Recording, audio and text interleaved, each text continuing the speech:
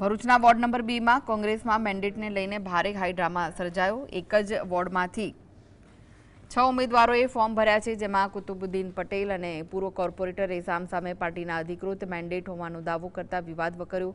બે મેન્ડેટ ક્યાંથી આવ્યા તે મુદ્દે શહેર પ્રમુખ સલીમ અમદાવાદીએ પણ આશ્ચર્ય વ્યક્ત કરી તપાસની ખાતરી આપી। આ મેન્ડેટ યુદ્ધ હવે પ્રદેશ કક્ષાએ પહોંચ્યું ત્યારે જોવાનું એ રહેશે કે હાઈકમાન્ડ કોનું પત્તું કાપે છે।